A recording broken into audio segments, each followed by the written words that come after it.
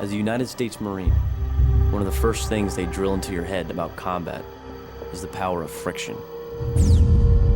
Put simply, friction is the force that makes the easy difficult and the difficult impossible. It didn't take us long to figure out that because of it, war gravitates towards uncertainty, chaos, and disorder.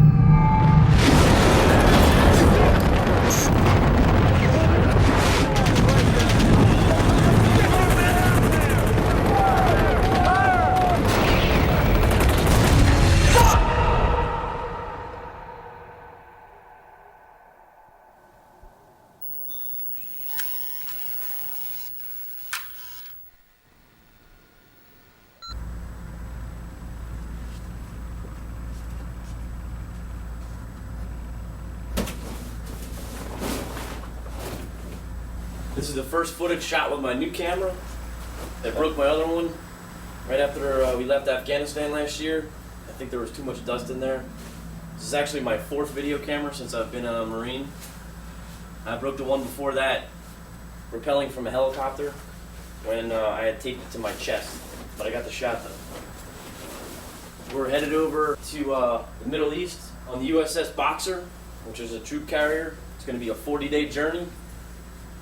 And we're not really sure what's going to happen once we get there, until the UN decides and the president decides what's going on. If the Republican Guard, the Iraqi supposedly elite force, choose to stand and fight us, especially in the big cities like Baghdad, then we could be in for what becomes a shitty mess.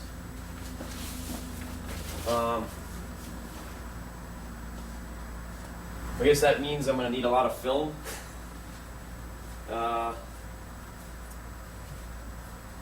That's about it.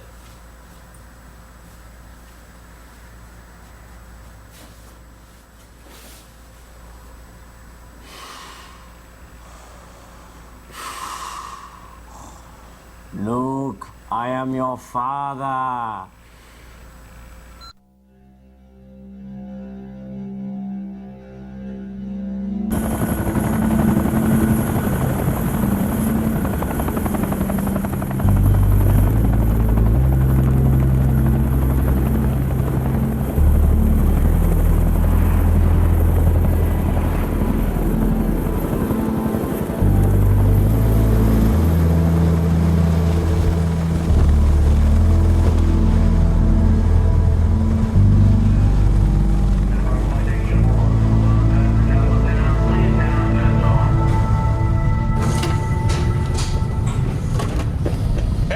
You fuck! you fucking ready? I thought you were gonna kick me in the balls. I wouldn't do that, dude. Are you gonna get some good video when we're out there? Yes. Are they gonna take? Does comm take like generators and shit? Are you gonna send this to Faces of Death? When I'm fucking have no legs because I just stepped on a landmine? Sure. You'd be a short motherfucker. I'd be like, fuck, dude, I have stubbies left. So let's get around when we get back. How much, You're rolling. This is what I'm using to shoot. Marine Corps, the motion picture. Hoorah. We're gonna pass the camera around so all the folks back home can see what it's like to be one of the shitheads that are defending their freedom.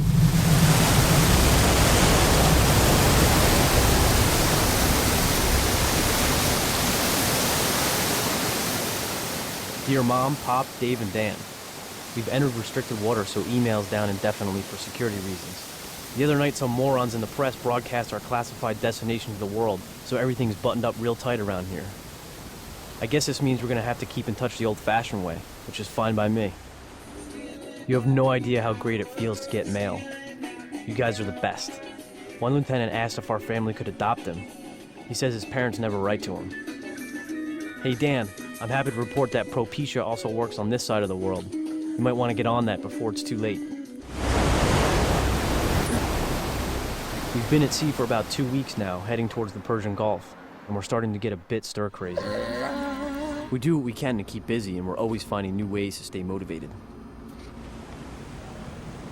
On a typical day, we get up early, around 5 a.m., do some physical training, eat some chow, have our morning intelligence briefing, conduct some live fire training on the flight deck, clean our weapons, eat some more chow, have a class on Iraqi tactics and weaponry, then finish off with another round of physical training to stay in shape, which is next to impossible with the shit they push off as food around here.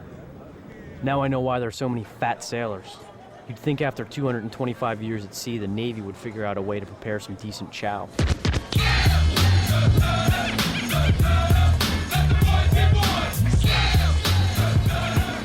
I'm always keeping notes for my book. My man Jamar and a few other guys also have video cameras, so I'll have a ton of stuff to show you guys when I get back. How's it going, son? Any words of wisdom? Words of wisdom. No, I hate camp. Use their football, just fucking win the ocean. Big bucks, big goal. I'm gonna win. Oh, hey, what's up? See this girl right here? She's a lesbian. Is she? Yeah, I used to date her. I think I turned her that way.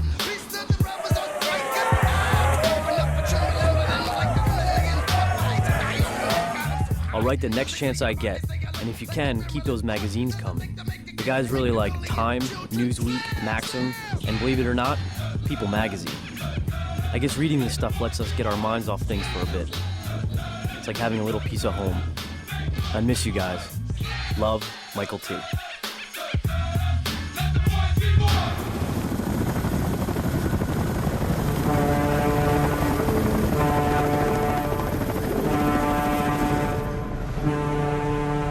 Today, Iraq still poses a threat, and Iraq still remains in material breach.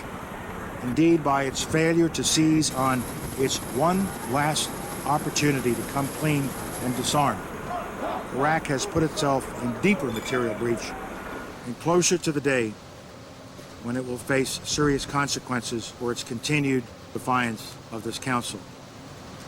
The Iraqis are moving not just documents and hard drives, but weapons of mass destruction to keep them from being found by inspectors. Every statement I make today is backed up by sources, solid sources. These are not assertions. What we're giving you are facts based on solid intelligence. This is some of the stuff I'm taking with me. It's a picture of my brother pretending to be Bin Laden. Some pictures of my family. Shot of New England. Looks like the leaves are changing. I tore it out of a magazine. Kind of wish I was there right now. With Iraq's non-compliance. What else? For we, the United Nations, say. And this is the face of my mission. Colleagues, we have an obligation to our citizens. I carry this picture with me so I never forget why we're out here. For a few more months is not an option. Not in a post-September 11th world.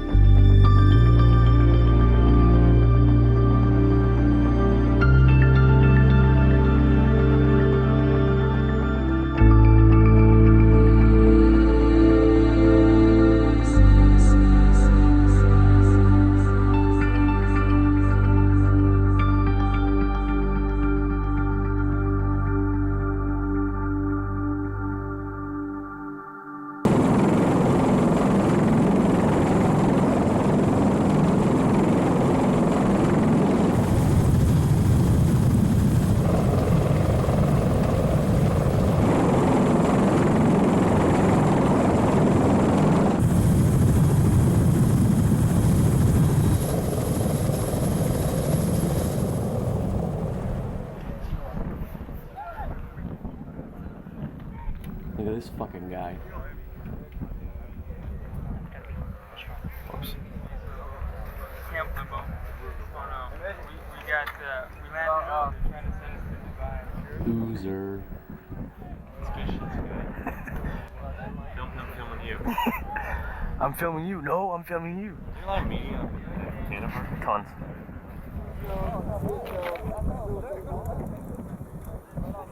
So this shithole's where we're gonna live until we go kick Saddam's ass. The quicker we do that, the quicker we go home.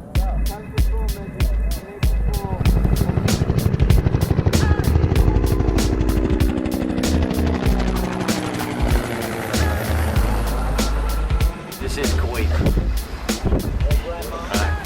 Well, No.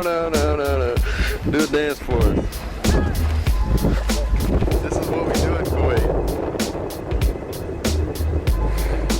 Those two are gonna win the war right there. Yeah, baby! Yeah! Who says we're here for the oil?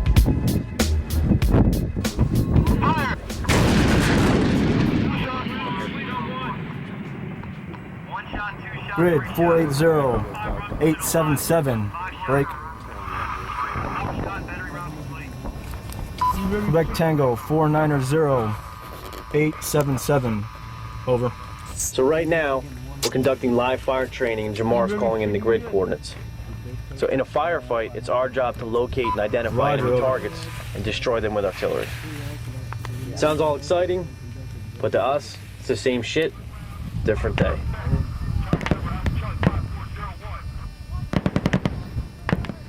Note for book. The initial impact and beauty of the desert has been replaced by an intense hatred of all things sand. I have a world of respect for the vets of the first Gulf War who sat in this wasteland for months. Hell, it's only been a couple of weeks and it feels like we've been in this shithole forever. It's my friend over there. When I got back from Afghanistan, everybody wanted to hear about fighting the Taliban and what combat was all about. Nobody seemed too interested in talking about the mental stress and monotony of everyday life in a combat zone. Can't blame them. It's certainly not as exciting as the guns and explosions. The whole reason I'm writing this book in the first place is to try to give people an honest glimpse into what it's really like for us out here. If we don't tell our own story, who will? The media? Yeah. There are a bunch of journalists around, but I wouldn't call what they're reporting back home news. It's more like PR. Instead of another fluff piece about America's military might, wouldn't it be nice if they reported something relevant? Like why we're being sent into combat without enough protective armor, or how all our cheap-ass equipment keeps crapping out on us. I bet there weren't a lot of stories written about how locals were contracted to service our chow. I hate to sound paranoid, but a motivated enemy could easily poison our food and knock us out before we invade. Out here, it's the little things that become next to impossible, and I'm not sure if the people back home get that. Forget about taking Saddam out. Just going to the bathroom these days is a major operation. With the winds blowing, we have to line up and hold each other like a bunch of schoolgirls so nobody gets lost while taking a piss. I guess that would be hard to condense into a neat little soundbite for the press. This is ridiculous. Oh, hey, look at that. Nice camera. Hey, nice camera. It's the heat. It's the heat making us gay. You know what I think? Fuck all the PR bullshit. If we're gonna be sent to the other side of the world to kill or be killed, then people should get a chance to see us for who we are. Yeah, it's gonna hurt like a bitch, dude. No, I didn't. Oh, shit. Oh, So, here's the truth about being a Marine you won't find on the local news. What the fuck is this? We're loud. We drink too much, fight too much, swear too much. Mike Scotty, fuck you, you fucking asshole. And truth be told, our rifle's the only thing that we think about more than sex. All the cliches are true, and we are the few, the proud, because you have to earn the title Marine. Good morning, America. We're not like other people. We choose to put our lives on the line, and our job is to kill, pure and simple. Nice. We go into harm's way knowing full well we might not make it back, but that's what we're here for. What a fucking shithole. I think every Marine is inherently loyal and a whole lot crazy. We're a brotherhood, semper fi. But don't believe all that crap you see in the movies. It's not like we all get along.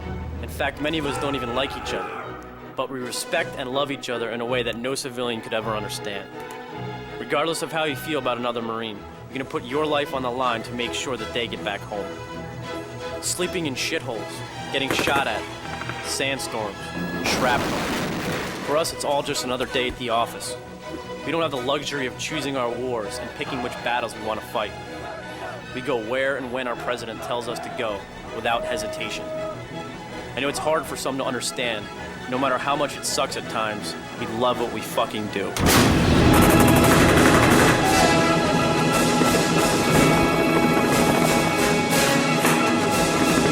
Hi, Mom.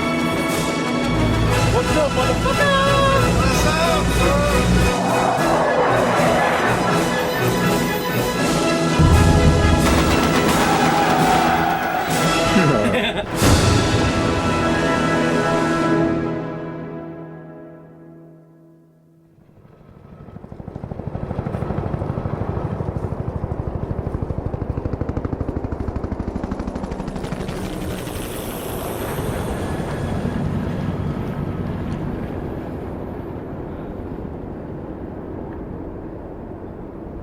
Roger, I need you to improve your positions a little bit into skirmisher trenches. Over.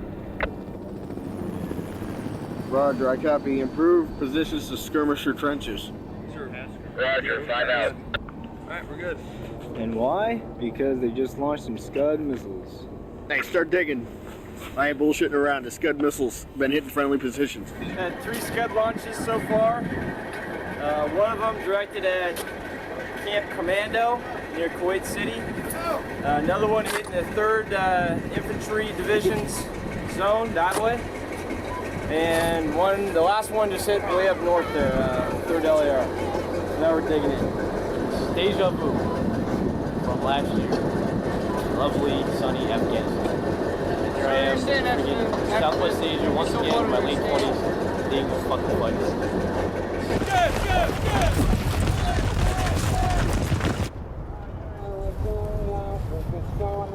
Getting closer.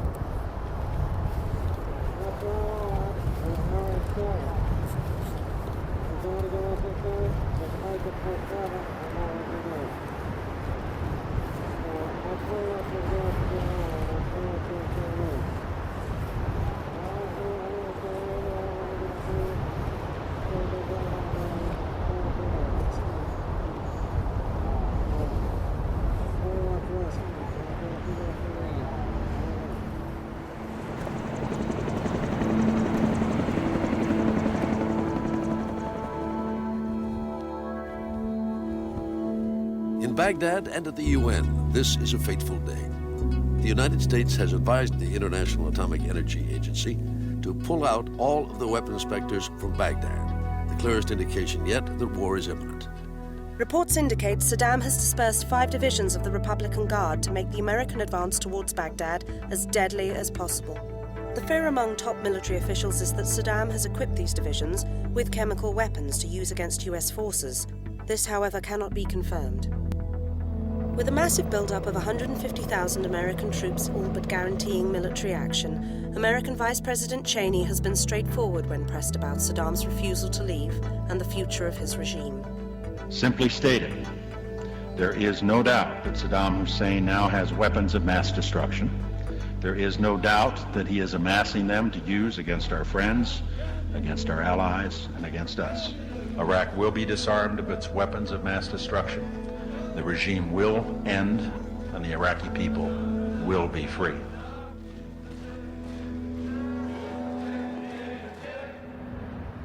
You understand the situation. Okay, we got enemy forces to our north. One of the additional threats that we might have to face is everybody know about the problem with putting people on the ground to block the road, human roadblocks. The biggest threat lies within every time you get around city limits. So if you start seeing a city or a lot of lights up in front of you, the threat is about to increase tenfold. Rule number 1 is this convoy does not stop. Very limited circumstances where it will stop. A maintenance problem, the type of gates traveling together.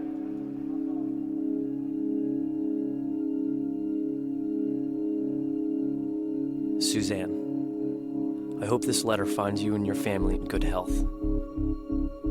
You might not remember me, but I went to Red Bank Catholic High School with your sister Beth.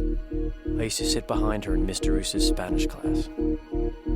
We were en route to Afghanistan when I heard Beth was killed on September 11th.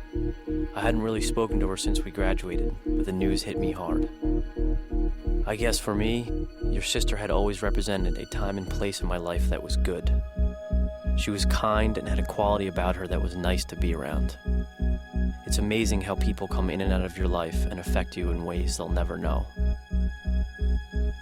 I'm writing this letter to send my condolences to you and your family, and to tell you that I'm carrying a photo of Beth into combat with me. One day I'll go to Ground Zero and pay my final respects, but all I can do now is preserve her honor and do my part in making sure she didn't die in vain.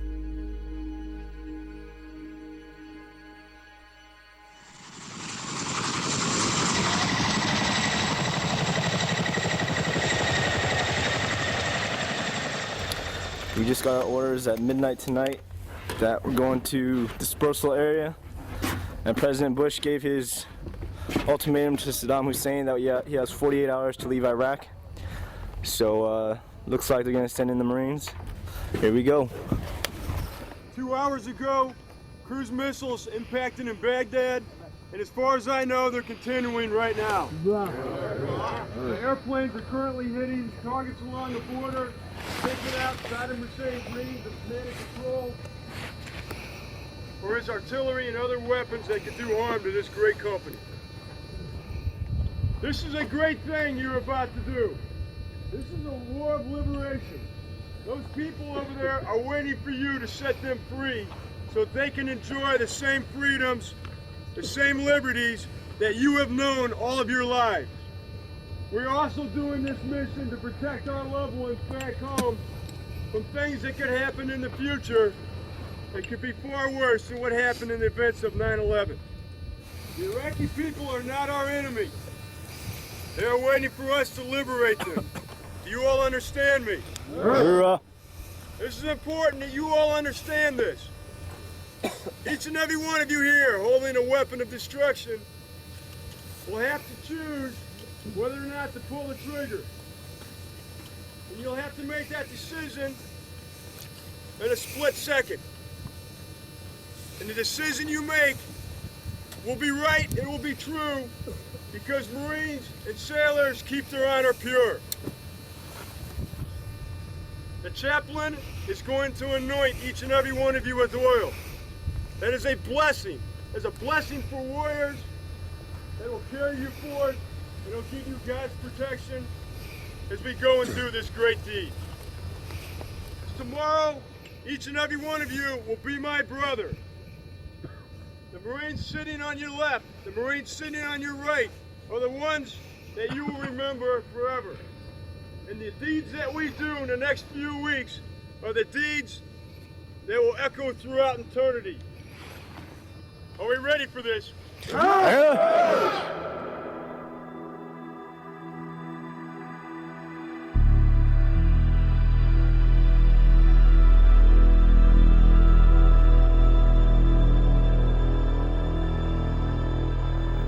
My fellow citizens, at this hour, American and coalition forces are in the early stages of military operations to disarm Iraq, to free its people, and to defend the world from grave danger.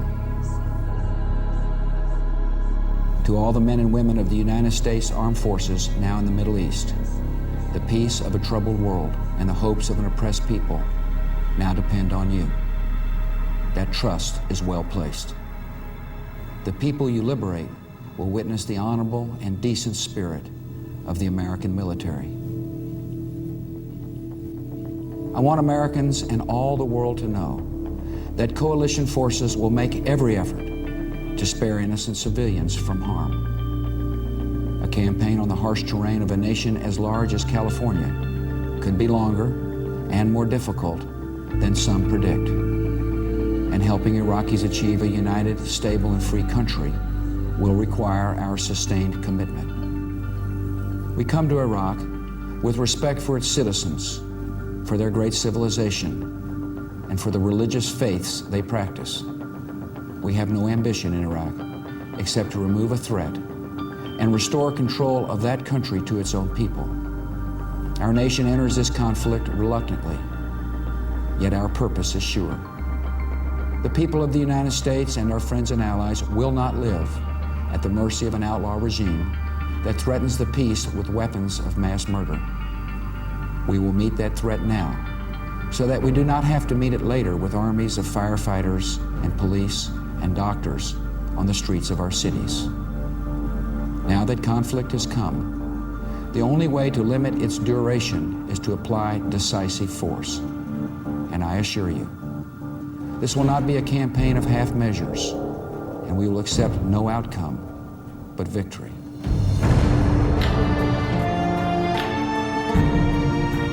American-led forces in southern Iraq have made rapid advances on the ground. Hundreds of heavily armed US Marines are heading north towards Baghdad. The city of Nasiriyah is a major strategic crossing point of the Euphrates. Coalition forces hope to seize and control two major bridges which are essential for the continued rapid push north towards Baghdad. It is believed US Marines will engage both Iraqi regular army and Saddam's elite Republican Guard as they run the gauntlet between the two bridges. The military success of the entire campaign may very well rest on the shoulders of these Marines as they face their first major engagement of the war. The battle around Nasiriyah may be a turning point in public perceptions of this war. It's going to involve some real fighting, and there will be casualties and setbacks for both sides. But the real question is what the Iraqi resistance at Nasiriyah implies for the future course of this war. Saddam Hussein's only real strategic options are to sit tight in Baghdad and hope that his military can inflict casualties on the US forces and slow their progress.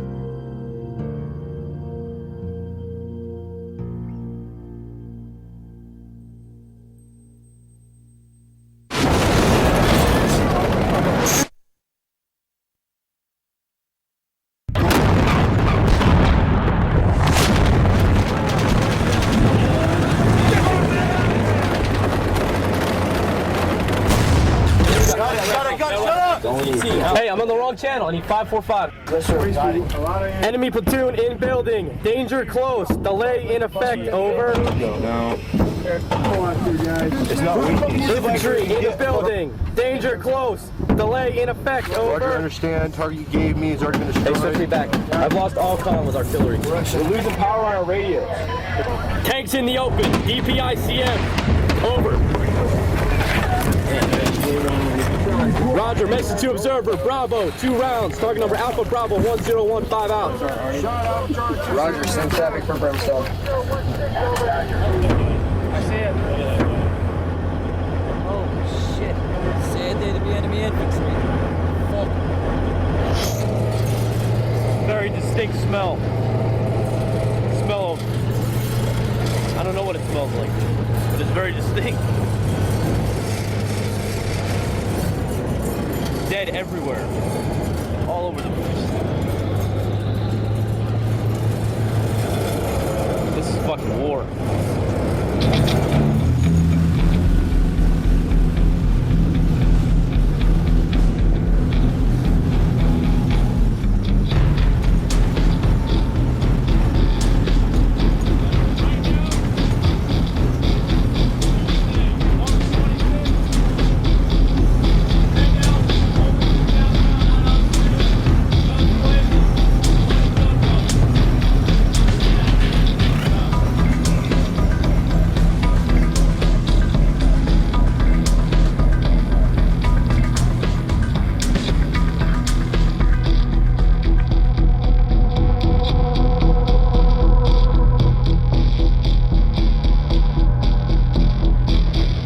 Looks like a flag flying, sir. I cannot tell if that is personnel or not, sir. There's a lot of you get off the road, you got no cops, you get off the road, and herringbone, get the Marines out. Sitting ducks in here.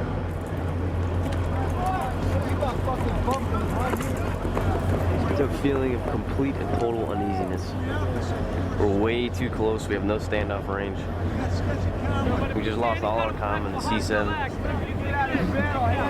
They'll be up on us before we even know it. What we need to do is move up there that open freaking area.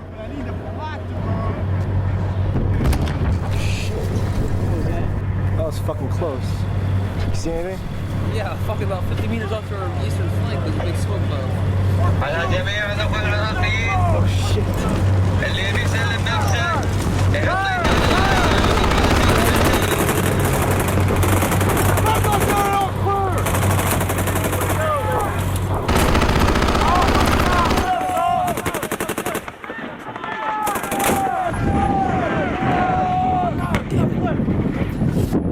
We just had a burst of 50 cal fire, bus coming down the road, and they killed about 30 to 40 people.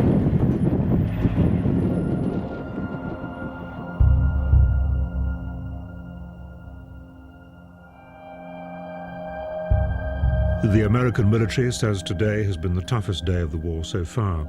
General John Abizaid said a number of U.S. Marines had been killed in fighting in and around the town of Nasiriyah in southern Iraq. 12 more Americans were missing. Although the Bush administration had repeatedly warned the American public that there would be casualties and setbacks in this war, the mounting death toll unquestionably add to the pressure on the military planners to move fast. Local commanders say they've secured 2 bridges over the Euphrates, but they've faced fierce resistance from Iraqi soldiers. Nasiriyah might prove to be a symbol of the complexity of this war.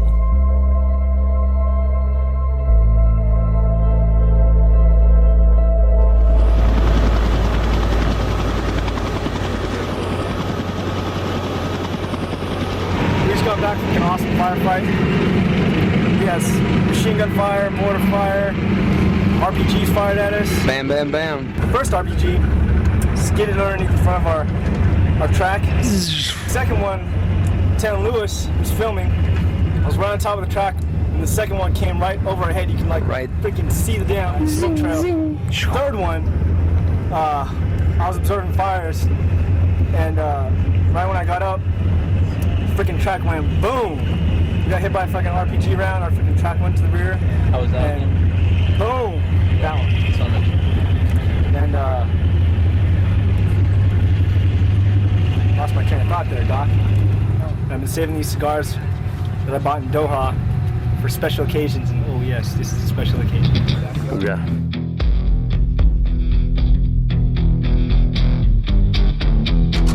Alright, here we are, attacking north, on the way to Baghdad. I feel pretty fucking powerful. A lot of shit moving on this road. Right, Billy?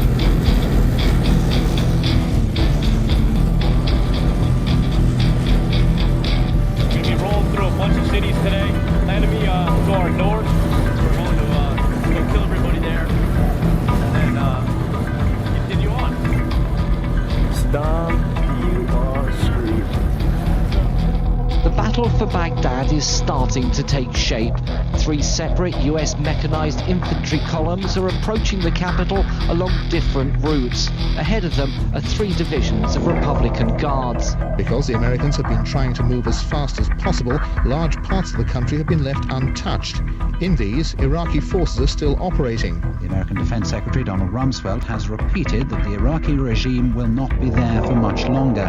He called again on Iraqi soldiers to act with honor and lay down their weapons. Hey, what do you see? It's 3 heads broken up from the building straight across out here.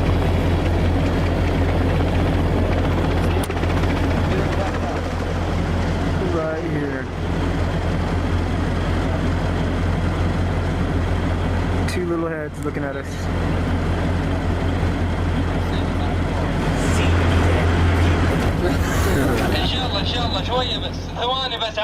Hey, what's going on is we got this big ass loudspeaker on top of a Humvee and an Arabic translator telling people to go inside. And I don't know what the hell he's telling them, but it's working. So that way we minimize the civilian casualties when the firefights break out. Let him across the street. Yeah, but we can't let him go across. The whole town is gonna go across. Yeah, Ronald. So we gotta go there. McIntyre, what's happening behind us? They've been out food and water and electricity for the past couple of days, and they've been trying to stay inside so they don't get shot, but they need to leave their house to look for food.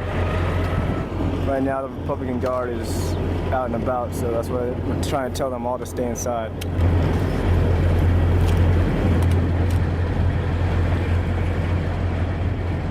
They have no fucking idea what that guy's saying right now. Note to Secretary of Defense. Next time we invade a country, you might want to send us a couple more guys that actually know how to speak the native fucking language. Hot vehicles coming this way! Yeah, here's an example of what it's like here. We got civilian vehicles traveling towards one of our security elements. You just don't know. Sometimes they wave white flags. Yesterday, 2 days ago, or yesterday, whatever the hell it was, we had guys waving white flags, walking up to our lines, pulling out RPGs and freaking shooting at us. And tons of shit like that. Keep going. Iraqi officials have said that a suicide bomb attack on American troops in central Iraq is the beginning of a new phase in their military campaign. There have also been unconfirmed reports from some Islamic militant groups that they have no shortage of would-be martyrs ready to help defend the Iraqi regime. That's our BBC. That's where we get our news. Palestinian group Islamic Jihad says that suicide bombers have arrived in Iraq to defend a Muslim nation against what they see as an unjustified Western attack. Great. Iraq says yeah.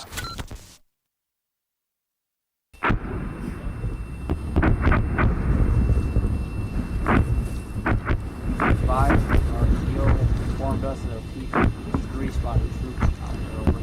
This poor fucking guy out there, we're just shooting at him. Right there, he sticks out of what he's not skyline, so we can't see him. It's like training, but with live fucking targets. Yeah. He's driving right back into where 81 fired the first time. He's running right towards 2401. If they really want to kill him, they could shoot a toe out of him. 3750. 20 grand for one guy. How much is one life worth? You know? What's really cool is like that's actually war. Yeah. That's fucking killing people, right? Yeah. Yeah. That's not that People are dying. training. It's fucking awesome, man. I love it. Some cigarette. This is the coolest thing ever. I can put 2401 and fucking light that whole area. Wait, quiet. We gotta get this on film. 10 seconds before 1700. Oh. Get some King of Battle, baby. Rated bombs. Steel raid, baby. Steel raid. Oh, I love the feel of that. Where it should be? Pretty damn close. Yep, they're on target. Oh yeah, got him. Fuck it. This is the fucking shit. Fuck them. Let them burn.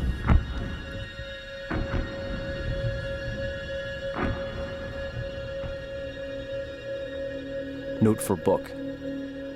Tonight we watched the whole area we bombed burn around us. I knew people were dying out there, but to be honest, I didn't give a fuck. For me, this was payback for September 11th. Part of this invasion is about revenge. Nobody talks about it in those terms, but we all feel it, and I know most people back home feel the same way. The question of whether or not we should be in Iraq is irrelevant. The politicians have made their decision. All that matters is I'm out here defending my country, and I will, no matter where the president sends me. I just have to look at my picture of Beth, and I know we're doing the right thing. Regardless of what others may say or think, there will be no debate once we find Saddam's weapons.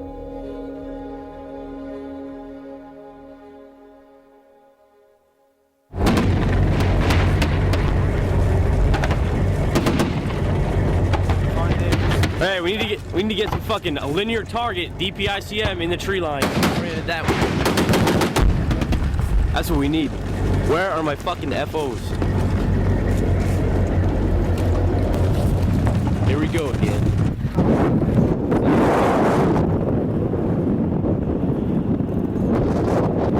Maybe this town is all rock. And pretty soon I will be going below the top of the vehicle so I don't get my head shut off.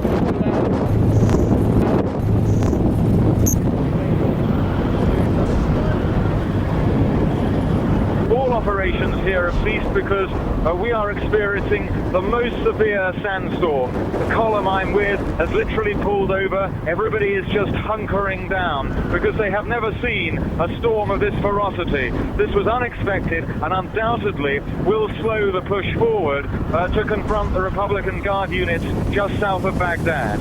It is, of course, much too early to talk of U.S. forces being bogged down here.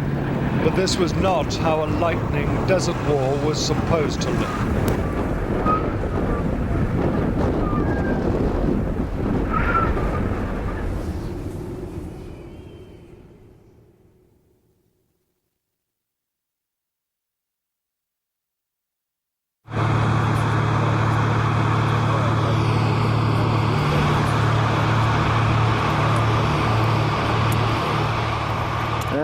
Driving through the desert with a hog with no name.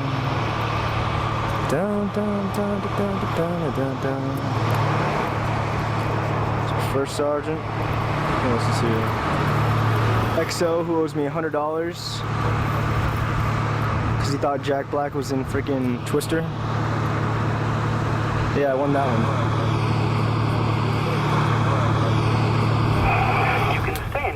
With the latest developments in the war in Iraq via the BBC's website. Visit bbcnews.com to get details of the conflict with an interactive map which shows the military operations underway across Iraq and the wealth of background articles to help provide a broader view of events happening today. bbcnews.com is updated every minute.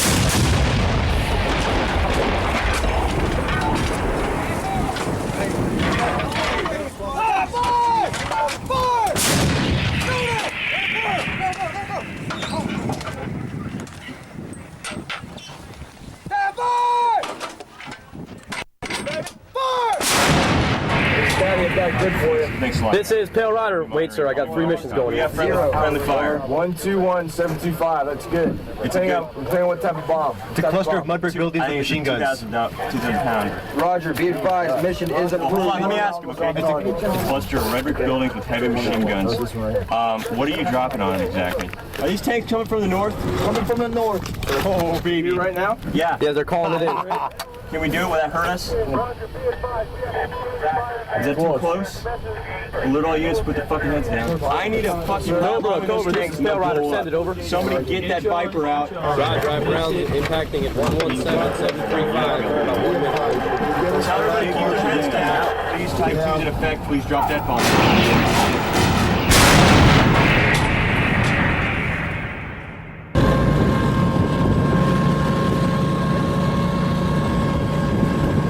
Alright, we're pushing north to the impact area.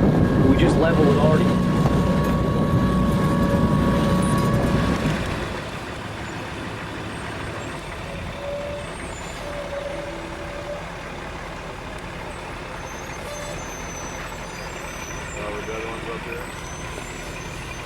Take pictures. Note for book.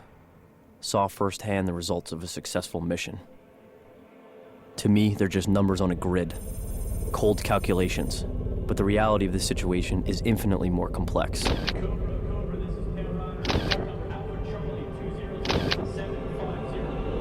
Maybe one day I'll see something different, but not today. Right now, all I see is a job well done. Out here, it's us or them, no questions asked. That's just the way it is.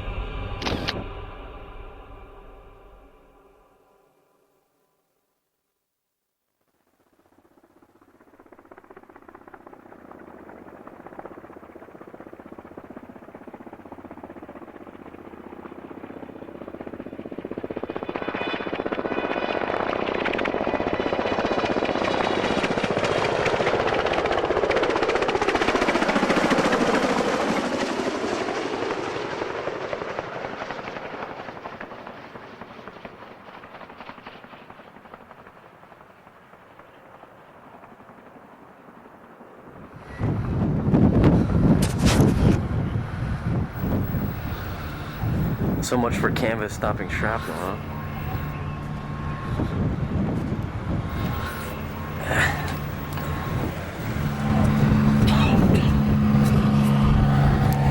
Now I'm going to show you what billions of dollars worth of defense spending provides us. America's secret weapon. Her name is Sarsaparilla, and it's her job to detect like any kind of biological or chemical agents that might have been released. So I guess if she dies, we're pretty much fucked. Dear Mom, Pop, Dave, and Dan, I just want to let you know that I'm alive and in one piece. I've had some close calls, but thankfully I'm okay. This has been some of the toughest fighting the Marine Corps has seen since Vietnam, and unfortunately we've taken some casualties along the way. We've been in constant combat since it all started, and I think most of us are up to 90 hours without sleep. It's amazing what fear and adrenaline will get you through. I've been writing notes for my book, and I've been passing the camera around, so I think you'll get a chance to see some of what's been going on. But one thing I know the camera can't capture is the smell. I'm sure it doesn't help that none of us have showered since we left Kuwait, and I can't remember the last time I brushed my teeth. You do what you can, but war definitely has its own funk. As if our own stench wasn't bad enough, there's raw sewage flowing through the streets and bodies everywhere. Which brings us to the flies. It's disgusting. They crawl all over the dead and the human waste, then manage to land in our food or on our lips. Guys are starting to get sick from all the bacteria. It's pretty nasty. This group's hurting. I don't know when I'll be able to write again. We're in an operational pause, which isn't the best situation. The whole point of this rush towards Baghdad was to catch Saddam by surprise. Now I'll have a chance to fortify his troops, and we may have lost our tactical advantage. We're expecting heavy resistance further up north. There are a lot of reports of ambushes in the surrounding towns with the Fedayeen strapping bombs to themselves and using civilians as human shields. With each passing day, I'm learning more and more that this enemy of ours has no honor. It doesn't help that it's pretty confusing out here, and you never know who's friendly or who's the enemy. By day, it's Bush number 1, and by night, the same people are shooting at us. You stop and try and talk with them and snap a couple of pictures, but in the back of your mind, you're wondering if these were the guys who tried to kill you the night before. I'm realizing that it's tough to fight for the freedom of people you don't trust. I really can't explain how unbelievable the war is. Someday this will all be over, and I'll be back in Jersey drinking wine with you guys and eating veal and tiramisu. I look forward to that every day. Take care of yourselves, and just know that however scary, confusing, or dangerous things may get out here, one thing's for certain. I will always take my Propecia. Tell everybody I said hello. Much love. Michael T. I confess to Almighty God and to you, my brothers and sisters, that I have sinned through my own fault, in my thoughts and in my words, and what I have done and what I have failed to do. And I ask the Blessed Mary, ever Virgin, all the angels and saints, and you, my brothers and sisters, to pray for me to Lord our God. They're fighting another man. Oh, he's got one. Oh, yeah. He's got death grip on him. Stab him with a stinger. Oh, we need another scorpion. Oh, that was the one from yesterday? Yeah. The one that's got a hold of him. Yeah, scorpion. This is some quick information on how things are going right now with the rest of the war. Saturday or Sunday, that's probably looking more like Sunday now, is when we continue our attack on Baghdad. We've got our own individual sector, and that's where we will do continuous ops for the next 48, probably 72 hours. I expect each platoon to be constantly moving throughout their sector. Don't hesitate to call me up. I will get clearance for you to go in there, and based off of any intel we get, based off of just whatever gut feelings you have about vehicle searches, personnel searches, house searches, all right? You need to make sure we check for booby traps. The threat is real out there, gents. Trust nobody. The only people you trust are the people that are right here.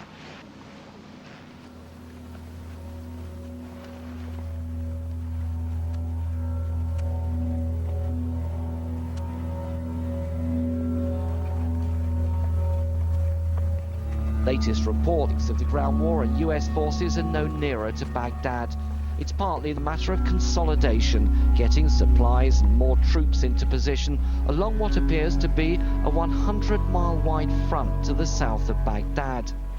The major headache continues to be Iraqi paramilitaries, often dressed in civilian clothes. There are unconfirmed reports tonight of a convoy of Republican guards on the move with tanks, suggesting a major battle may be looming.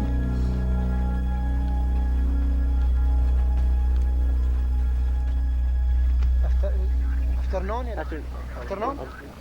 Afternoon, okay. Hey, these guys know a lot. You get anything in there for weapons? ما أشوفه بالضبط. How many? One? أنا أقرأ إنجليزي وعربي أقرأ بس ما أعرف ترجمة. This one, two of them. This one a little bit. How about mines? Is there anything in there for mines? Yes, there is. Here?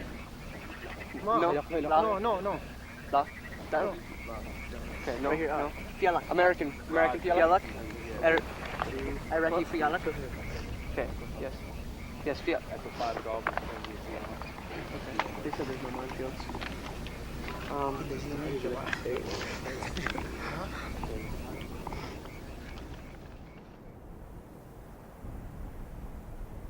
And we're going to clear all the way down until we can get close enough for LAR and tank to bring supporting fires on this bridge right here.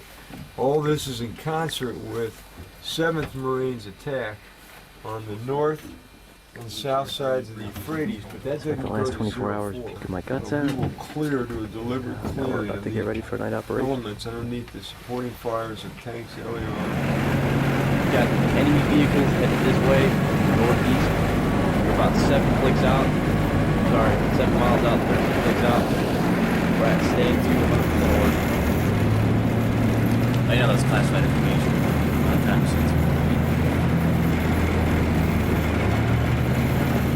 I told you I heard that shit. Scotty, Sapper's position, where are they now? Engineer. Where are they at though? I don't know, man. It was way down to the south where the shot was, sir. Like downtown 230. Got it. Got 12 dollars. Hey, Snyder. Snyder. What's that, sir? Yes, sir. No, sir. Oh, Hey, you hear that? quiet. Shh. What the fuck is that?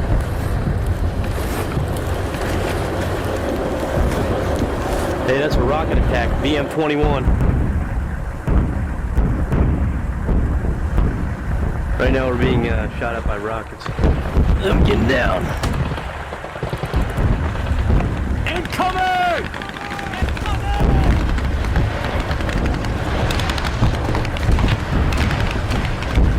They just fucking jumped me.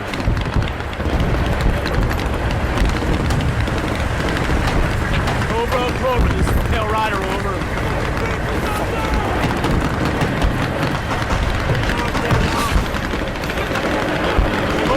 Cobra, this is Tail Rider, over.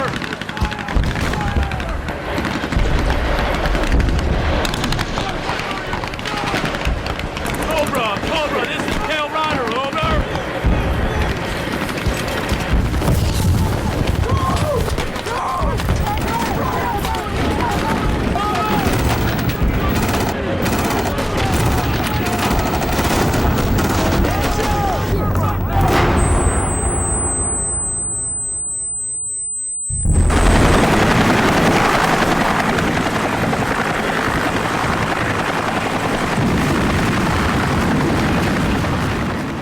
This is where they were shooting from last night.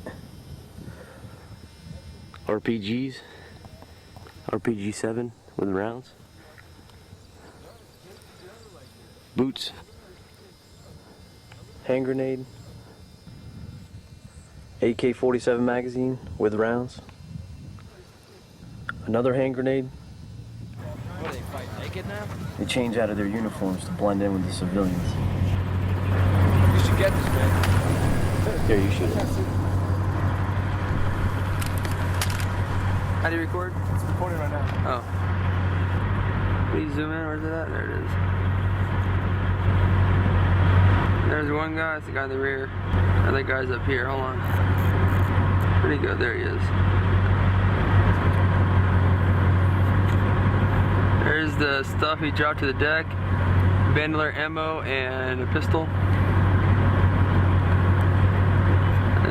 Having them stripped for safety. Make sure to anything attached to them. We're ready to shoot the shit out of this guy, just in case.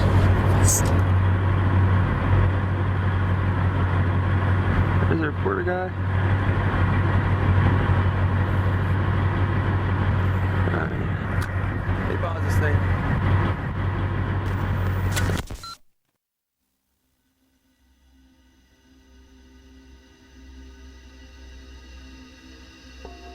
قال ارجع شوية بعدين ناديك ارجع مكانك أحسن لك ارجع بعد شوية كلمة قال ارجع شوية بعدين ناديك ارجع مكانك أحسن لك ارجع بعد شوية كلمة.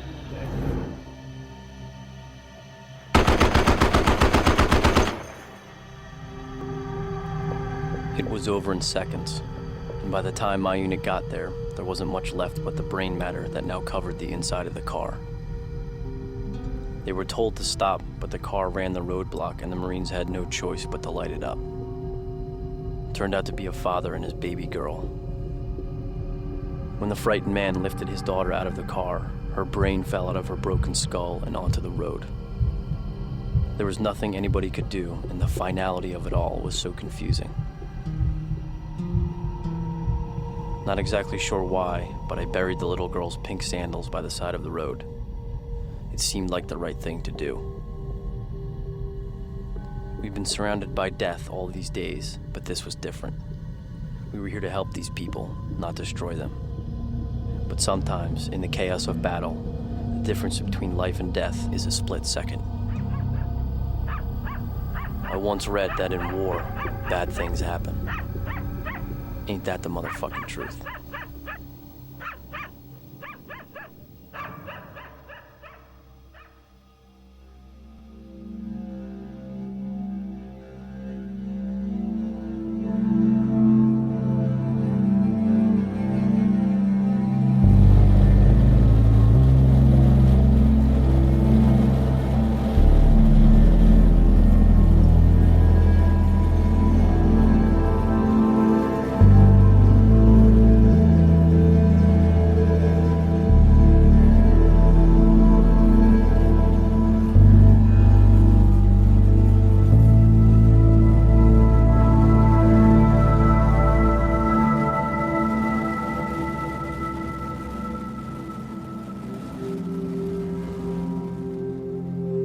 The advance on Baghdad has resumed, noticeably slower and more cautious than before. Danger is now rarely far away. Ahead of us, what's been called the main phase of the operation and a unit of the elite Republican Guard.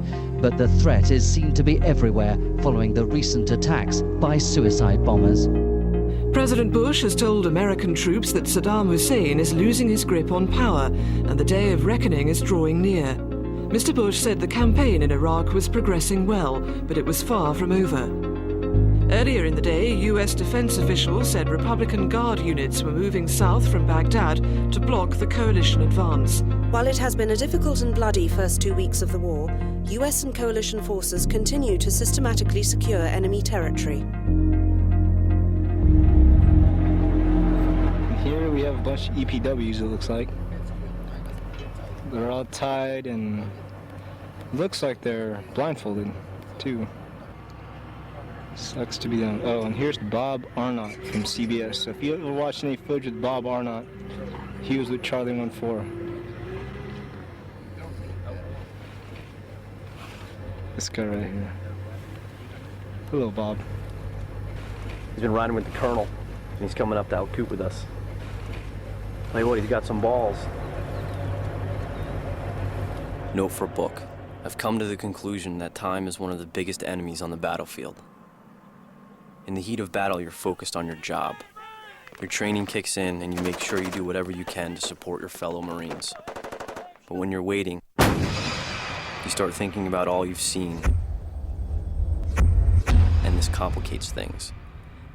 You gotta keep it simple out here. Focus on the mission and stay motivated.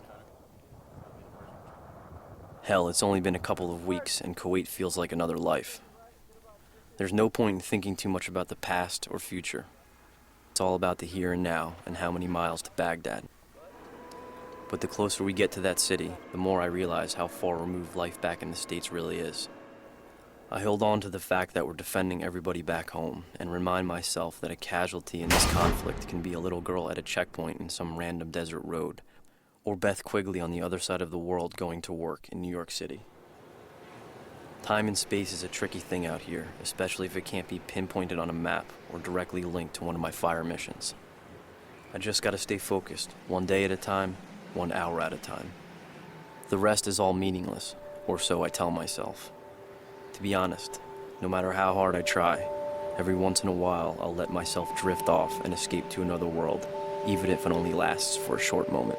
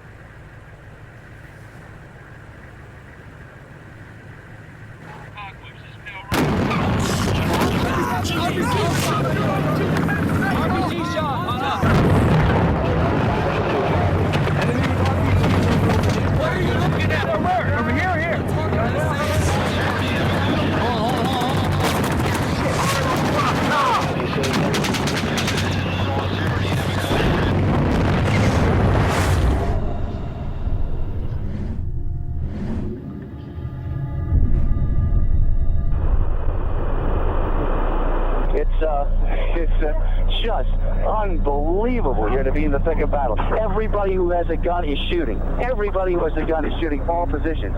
North, west, east. The Iraqis here, because they're in a defended position, have some advantage. It looks like a scene out of Apocalypse Now. I mean, I've seen a lot of war movies, but there's just nothing like this in terms of the wrestling, the width and scope of this. Now, you probably hear some Arabic in the background. The translator saying, give up your life. You're about to lose your life. You're about to die. We have about 8 behind us here, mortars. Right here, we're in a pin-down position. They're about, I'd say, shoot. You may want to... Enemy with RPGs on top.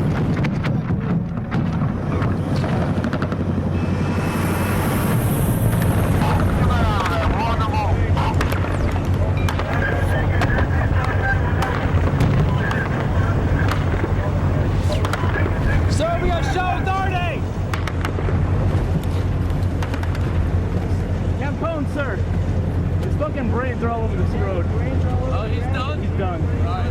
There's what? Foot brains all over.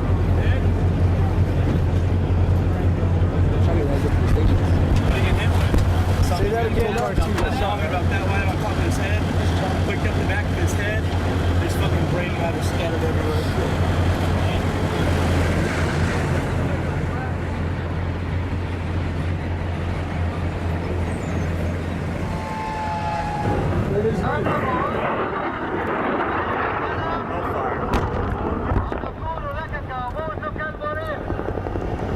Alright, what's going on is that we've just set up blocking position just to the south of the main bridge in the city.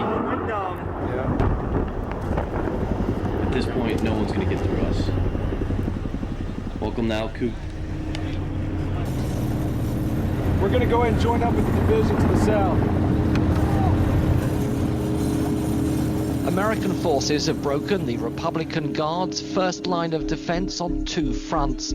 US Marines have secured the last bridge over the Tigris River at Al-Qut to the southeast of the Iraqi capital.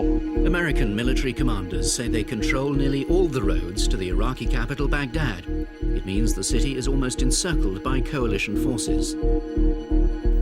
The picture tonight, inevitably hazy and incomplete, is of American forces moving to Baghdad, the real goal of this war, because control of the capital is vital to control of Iraq. The ultimate test still awaits them, when battles in open country where they have vast superiority become street fights in the urban outskirts of Baghdad. The history of invaders taking capital cities over the past 60 years is a grim catalogue of street fighting. On the eve of the final push into Baghdad, the vital question still remains.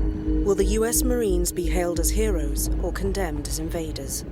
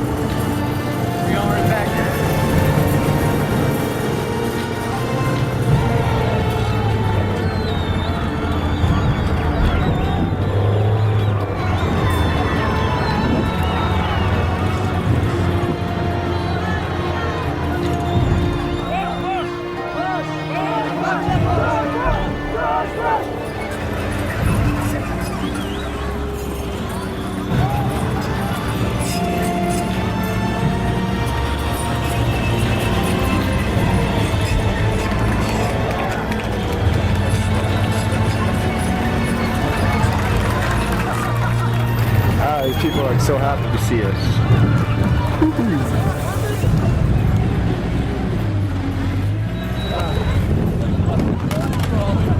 Man, I know, it's like Mardi Gras. Oh! Shotgun! We gotta hide it inside! Oh man, look at this. Fucking like 2 cartons right here. There's 50 cartons. Are you kidding me? Gosh, look at all these smokes.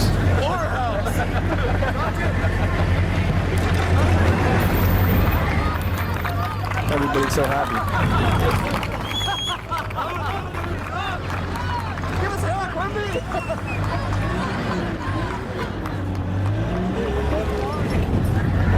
This is outrageous, man.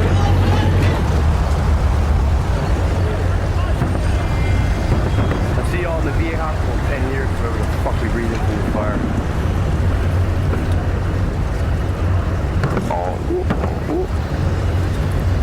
What's that, sir? Serious ammo down. Well, you fucking grabbed my hand and I'm losing the shot, sir. Sorry, buddy. I just keep that closer. Got it.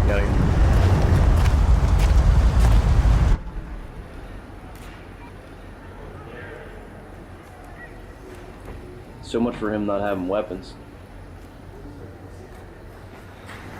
And there's rumors that there's a chemical warhead somewhere around here.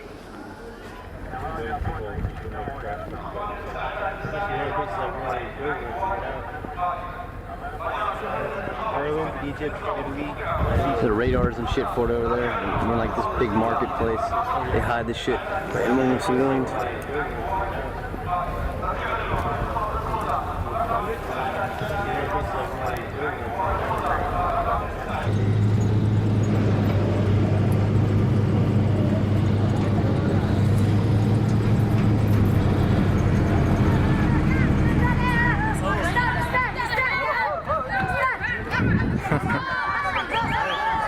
Once they see your camera, they go crazy.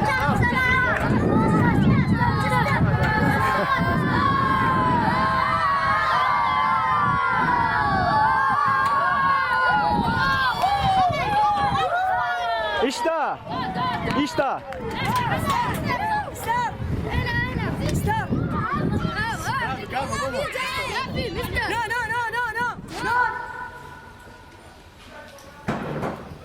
We just secured the UN building in Baghdad, and I'm gonna try and find us a phone so I can call Jersey.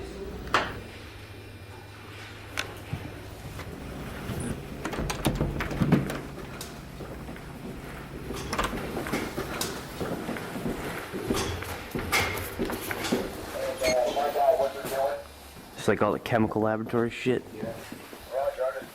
Look, infectious to substance, great. Take 2 vehicles and move a click down the road and come back. Biohazard. Oh, I'm getting the fuck out of here. 300 phones in this room, not one of them works. What's going on, fellas?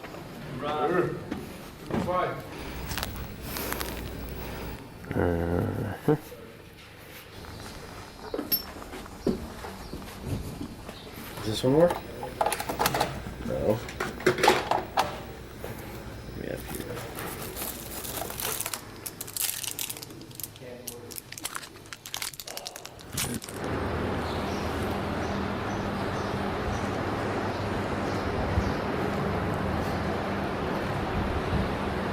No phones, but there's my new TV. This is his office.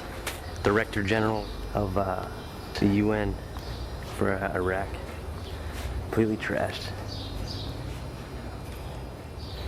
Unbelievable.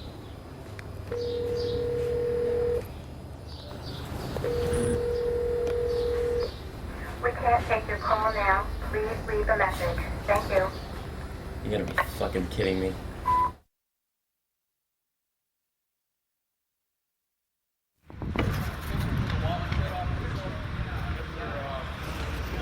Camp reminds me of something out of a Vietnam movie. Everybody's just walking around and talking about going home.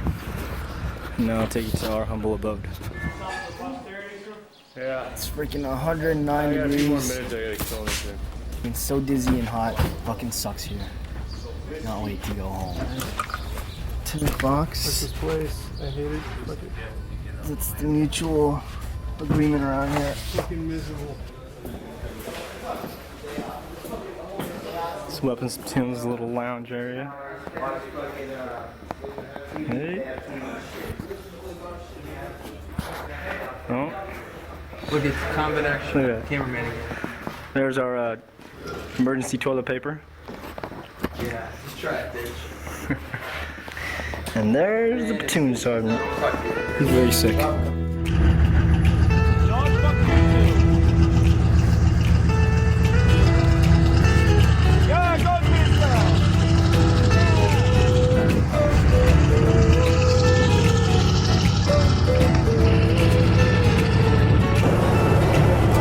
Here we are in Baghdad. Trying to not run over these fucking... What a shithole. Look at this fucking place. There's shit everywhere. Horses shitting in the middle of the fucking town.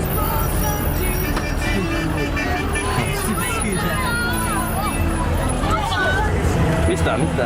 No. Drive, 40, drive.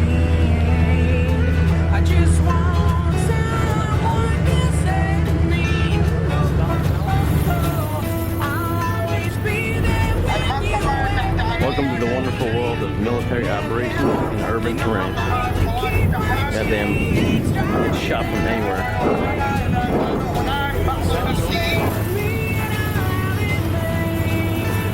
Fucking miss the desert.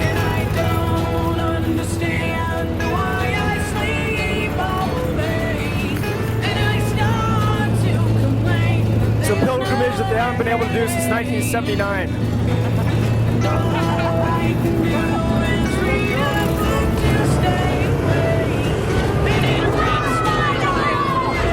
God, I can't wait to get the fuck out of this place.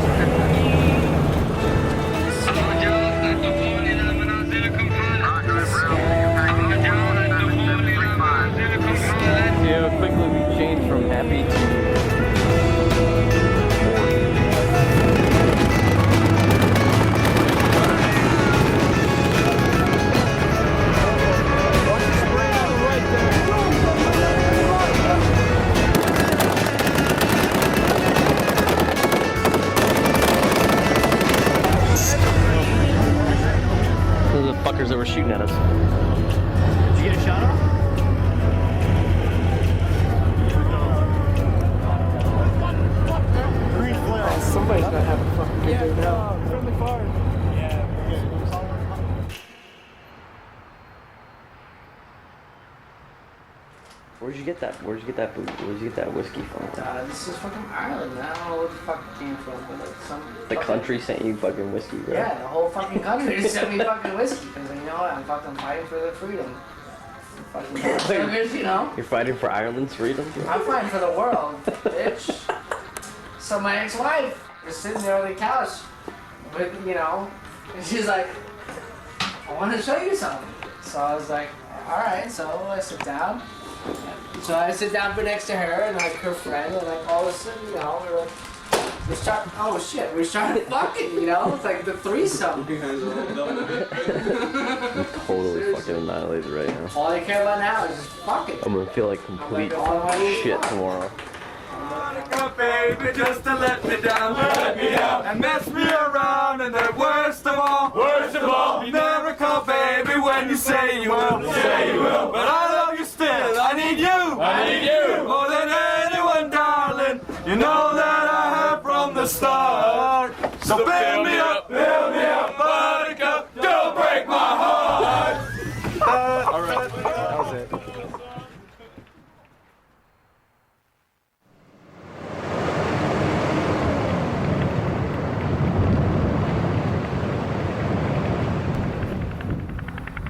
Saddam's palace.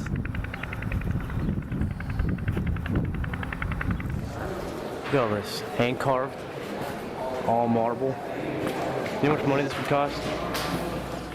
This is unbelievable.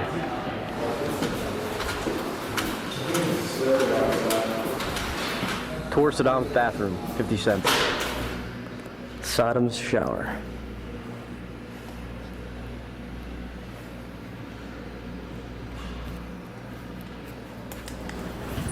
Look at that. Fucker's got central air.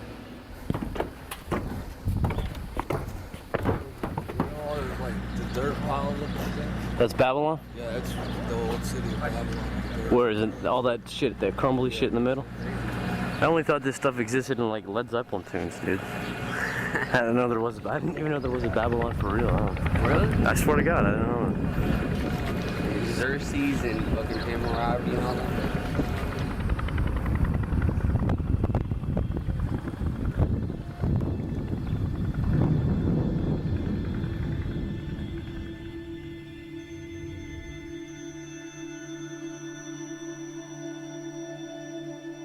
Note for book.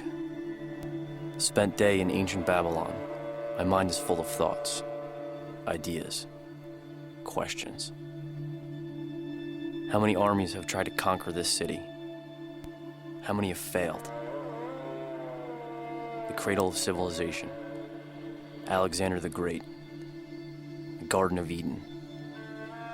We know nothing about this culture. We're tourists in a land we have no business being in. Do they want us here? Do they really want democracy? Does it matter? We know so little. I know so little. Is this really where civilization began? Or just Saddam's backyard? Who cares? It's ours now. Can't wait to get back home.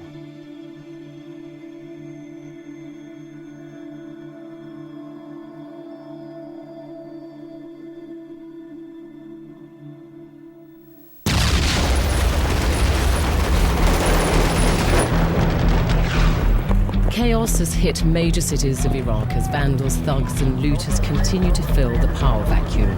The pictures of jubilant Iraqis celebrating the fall of Saddam have quickly been replaced by images of looting and disorder on the streets, with now many openly questioning if this will undermine the coalition's efforts to win the peace. Coalition commanders insist it's unrealistic for their troops to be expected to restore law and order in areas where they're still encountering armed resistance. They say that Baghdad, for example, remains a war zone. There's been more looting in Baghdad. Thousands have gone into the city centre with wheelbarrows, carts and pickup trucks. They're mainly going for government buildings. Many are now worried the place is going off the rails. There are only 25,000 troops trying to keep control of more than 5 million Iraqis. It's also emerged today that priceless artefacts from the main museum and Islamic libraries have either been destroyed or stolen. Baghdad has been without power for more than 2 weeks, and tons of rubbish are piled piling up on the streets. The suicide attack at a checkpoint killed 4 US soldiers. On the political front, there's mounting unease among critics of the war at the absence of concrete evidence about Iraq's weapons. As if to underline the problems that lie ahead, thousands of people have been protesting on the streets of Baghdad against what they see as a foreign occupation of their country. Throughout the day, the center of Baghdad has reverberated as the heart of the Iraqi capital was transformed into a battleground. Tonight, the American Defense Secretary Donald Rumsfeld attacked the media for its reporting of the civil unrest in Iraq. I read 8 headlines that talked about chaos, violence, unrest, and it just was henny penny, the sky is falling, I've never seen anything like it. And here is a country that's being liberated. Here are people who are going from being repressed and held under the thumb of a vicious dictator, and they're free. And all this newspaper could do, they showed a man bleeding, a civilian who they claimed we had shot, one thing after another. It's just unbelievable. Mr. Rumsfeld was repeatedly questioned about whether the US was taking steps to bring the situation under some sort of control. Yes, yes, yes.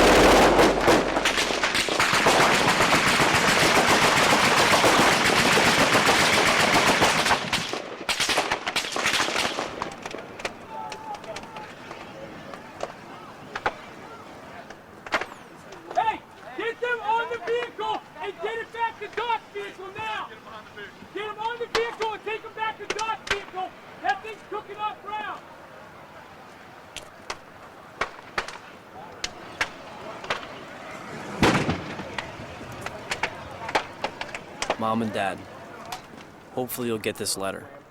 As you can imagine, things are pretty chaotic out here.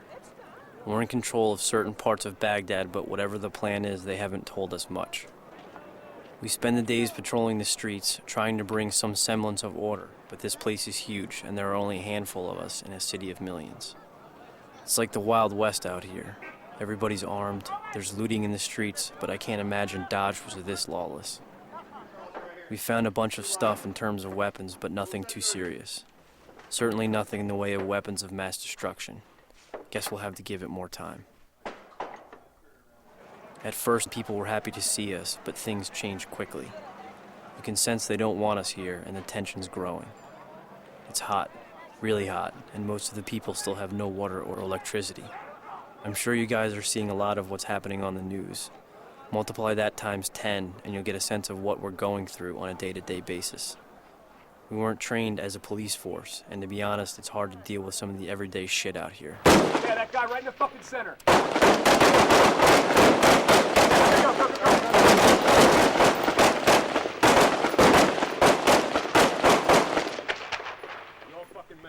The enemy is definitely stepping things up and getting bold. While inside our own defensive perimeter, my buddy Billy Clark took a round in the arm. They medevaced him to Germany. Never got a chance to say goodbye. I'm looking forward to getting out of here. I've seen a lot these past 2 months, but there is one image I just can't shake. It was about the 3rd day in Baghdad on some random street when a local walked past our convoy. He looked right at us and made a slashing motion across his throat. As I watched him, I realized then and there that this whole thing was going to be every bit as confusing and dangerous as we had expected.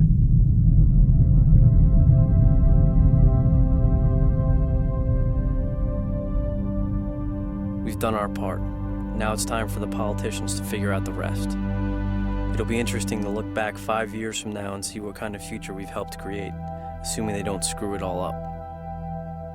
Right now, it's a day-to-day affair, and don't trust anybody if they say they know what's going on over here. The only thing I know is that we're gonna have guys over here for a long time. I'll be home soon. Mike.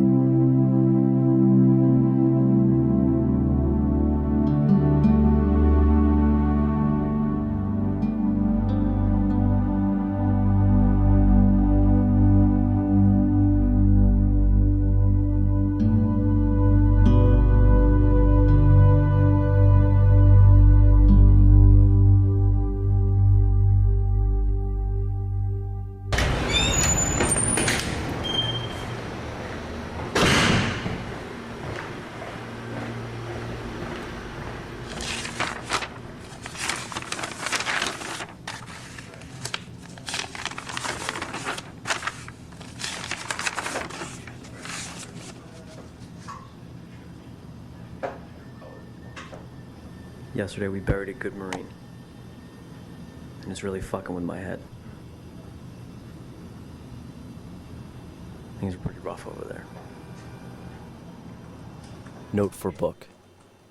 When you first get back, you're filled with one overwhelming emotion.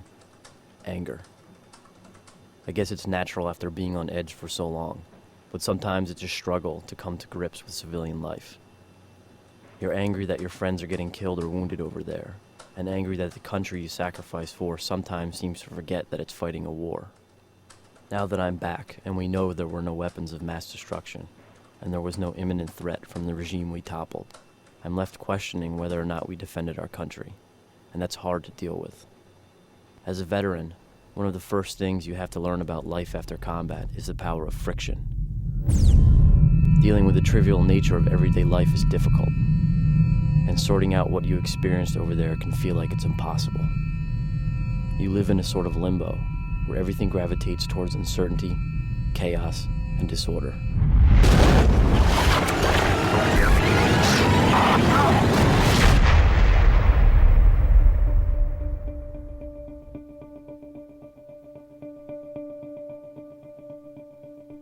Doesn't matter how many times I rewind my tapes, it won't bring anybody back. So I pay my respects and honor those we lost, because now that's all I can do. It's all any of us who were over there can do. But sometimes, for me, that's just not enough. I know most people couldn't understand, but regardless of all that I've been through, if they called me, I'd go back. Not for the president, not for the country, but for the Corps. Because the truth is, once you've experienced it, war defines who you are. I'm a Marine, and right now, that's all I can trust.